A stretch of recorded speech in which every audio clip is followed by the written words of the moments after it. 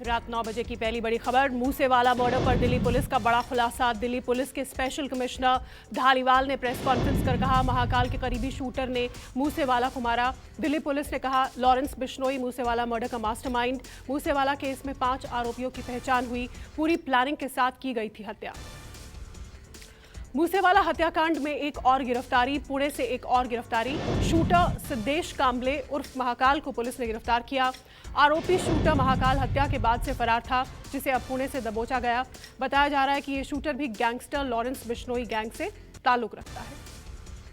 कांग्रेस ने अपने सभी सांसदों को 13 जून को दिल्ली बुलाया है। कांग्रेस ने राज्यसभा और लोकसभा के सभी सांसदों को दिल्ली आने को कहा है। आपको बता दें कि 13 जून को ही राहुल गांधी ईडी के सामने पेश होंगे। किसानों के लिए मोदी सरकार का बड़ा फैसला। खरीफ की 17 फसलों पर एमएसपी बढ़ाई गई। 2022-23 सीजन के लिए खरीफ फसलों की एमएसपी को मंजूरी दी गई है। फिलहाल 2021-22 के लिए धान की एमएसपी 1,940 रुपए प्रति क्विंटल है। केंद्रीय मंत्री अनुराग ठाकुर ने कहा, 1,26,000 करोड़ का हुआ कृषि बजट। किसानों की आय में वृद्धि के लिए सरकार ने उठाए जरूरी कदम। गृह मंत्रालय के सूत्रों के हवाले से बड़ी खबर। पश्चिम बंगाल और महाराष्ट्र के वीआईपीज की सुरक्षा रिव्यू करेगा मिनिस्ट्री ऑफ होम अफेयर्स। पश्चिम बंगाल के 94 वीआईपी और महाराष्ट्र के 6 वीआईपीज की सुरक्षा रिव्यू होगी। आईबी और सीआईएसएफ की थ्रेट रिपोर्ट पर बढ़ाए जा रहे कदम। गृह मंत्रालय को सीआईएसएफ ने चिट्ठी लिखी। सूत्रों के मुताबिक महाराष्ट्र में मोहन भागवत और नवनीत राणा सीआईएसएफ प्रोटेक्टीज हैं। कानपुर हिंसा के बाद अब अवैध निर्माण पर बुलडोजर चलाने की तैयारी। पुलिस कमिश्नर ने भेजी 100 से ज्यादा घरों की सूची। कानपुर में नई सड़क और आसपास के इलाकों में अवैध रूप से बनी इमारतों पर बुलडोजर चलने वाला है। अवैध भवनों पर ताबड़तोड़ कार्रवाई शुरू होगी। रात 9 बजे की अगली बड़ी खबर। कानपुर में हिंसा की जांच के लिए क्राइम सीन इन्वेस्टिगेशन की टीम मौके पर पहुंची। इन्वेस्टिगेशन की टीम ने हिंसा के समय मौजूद पुलिस कर्मियों से पूछताछ की। साथ ही फॉरेंसिक टीम मौके पर पहुंचकर सबूतों की तलाश का ऑपरेशन शुरू कर चुकी है। फोटोग्राफी भी हुई है। इस दौरान क्राइम सीन पर जांच दल के साथ हिंसा की जांच के लिए गठित एसआईटी टीम के सदस्य एसीपी त्रिपुरारी पांडे भी मौजूद रहे। कानपुर हिंसा मामले में पुलिस ने पीएफआई के 3 सदस्यों को गिरफ्तार किया। कानपुर पुलिस कमिश्नर के मुताबिक हिंसा में पीएफआई के 5 सदस्य शामिल थे। हिंसा में पुलिस अब तक 50 से ज्यादा आरोपियों की गिरफ्तारी कर चुकी है, जबकि कई संदिग्धों की पहचान हुई। पुलिस आरोपियों के मोबाइल और पथराव की जगह के सीसीटीवी फुटेज को खंगाल रही है। कई और गिरफ्तारियां हो सकती हैं। लखनऊ के पीजीआई इलाके में चौंकाने वाली वारदात। पबजी खेलने से रोकने पर बेटे ने पिता की लाइसेंस से रिवॉल्वर से मां की गोली मारकर हत्या कर दी। नाबालिग बेटे ने पबजी के चक्कर में मां की बेरहमी से हत्या कर दी। वारदात 5 जून की है। हत्या का खुलासा 2 रोज बाद हुआ। अपने गुनाह पर पर्दा डालने के लिए नाबालिग आरोपी ने 2 दिन तक मां के शव को घर के अंदर ही छिपा दिया। छोटी बहन को डरा धमकाकर दूसरे कमरे में बंद रखा। आम आदमी पार्टी ने गुजरात में अपने सारे संगठन को भंग कर दिया है। आम आदमी पार्टी ने प्रदेश प्रमुख को छोड़कर सारे संगठन, विंग, मीडिया टीम को भंग किया। आम आदमी पार्टी ने औपचारिक बयान जारी करके कहा, जल्द ही होगी नए संगठन की घोषणा। यह फैसला आने वाले विधानसभा चुनाव की तैयारियों को लेकर किया गया है।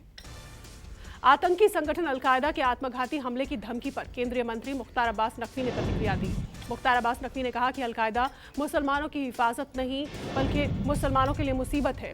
अलकायदा के लोग इस्लाम को सुरक्षा कवच बनाकर इंसानियत को लहूलुहान करना चाहते हैं।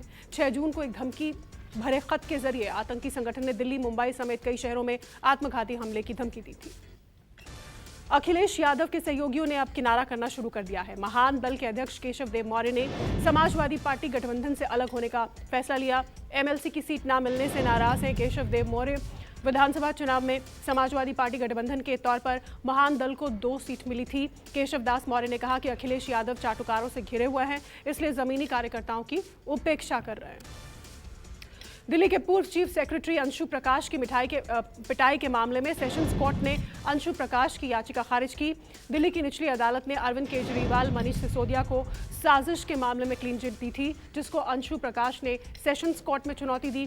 कोर्ट में याचिका खारिज होने के बाद केजरीवाल ने ट्वीट करके कहा, भगवान हमारे साथ हैं, हमारे खिलाफ सारे षड्यंत्र फेल हो जाते हैं। अगली बड़ी खबर। यूपी, बिहार और महाराष्ट्र विधान परिषद चुनावों के लिए बीजेपी ने उम्मीदवारों का ऐलान किया। यूपी की 9, महाराष्ट्र की 5 और बिहार की 2 सीट पर विधान परिषद का चुनाव होना है। केशव मौर्य, दानिश अंसारी, दयाशंकर मिश्र, जेपीएस राठौर समेत उन तमाम मंत्रियों का भी नाम इस लिस्ट में शामिल है जिनको योगी सरकार में हुए मंत्रिमंडल में जगह मिली थी पर विधायक नहीं थे। बीजेपी ने अपने 2 विधान परिषद कैंडिडेट के नाम का चयन किया। बीजेपी से बिहार विधान परिषद के लिए हरी सहनी और अनिल शर्मा उम्मीदवार बनाए गए हैं, तो महाराष्ट्र में 5 उम्मीदवारों का ऐलान हुआ है। बीजेपी ने अपने जिन 5 उम्मीदवारों की सूची जारी की उनमें प्रवीण दरेकर, प्रसाद लाड, राम शिंदे, श्रीकांत भारतीय और उमा गिरीश खापरे शामिल है। 13 साल पुराने आचार संहिता उल्लंघन मामले में लालू यादव बरी किए गए। कोर्ट ने लालू यादव पर 6,000 का जुर्माना लगाया। आदर्श आचार संहिता उल्लंघन मामले में लालू यादव आज पलामू कोर्ट में पेश हुए थे। घाटी में टारगेट किलिंग्स के बीच खीर भवानी मेले की शुरुआत हुई। खीर भवानी मेले के लिए श्रद्धालु गांदरबल पहुंचे। कड़ी सुरक्षा के बीच यहां श्रद्धालुओं ने माता के मंदिर में माता की पूजा की, खीर चढ़ाई। खीर भवानी मेले को देखते हुए चप्पे चप्पे पर सुरक्षा है। लगभग 250 श्रद्धालु बसों में सवार होकर माता खीर भवानी के दर्शन के लिए पहुंचे। आम लोगों को झटका, ईएमआई होगी अब और महंगी। आरबीआई ने रेपो रेट में की 50 बेसिस पॉइंट्स की बढ़ोतरी। आरबीआई ने लगातार दूसरे महीने रेपो रेट बढ़ाने का फैसला किया है। रेपो रेट को 0.50% बढ़ाकर 4.90% कर दिया गया है। आरबीआई की मॉनेटरी पॉलिसी की बैठक के बाद आरबीआई गवर्नर शक्तिकांत दास महंगाई पर उन्होंने चिंता जताई। आरबीआई गवर्नर ने कहा, रूस और यूक्रेन युद्ध के चलते सप्लाई में दिक्कतों की वजह से महंगाई बढ़ी है। और रात 9 बजे की 19वीं बड़ी खबर, भारत के नाम एक और उपलब्धि। नेशनल हाईवेज अथॉरिटी यानी NHAI ने 105 घंटे में 75 किलोमीटर लंबी सीमेंट की सड़क बनाकर गिनेस रिकॉर्ड बनाया।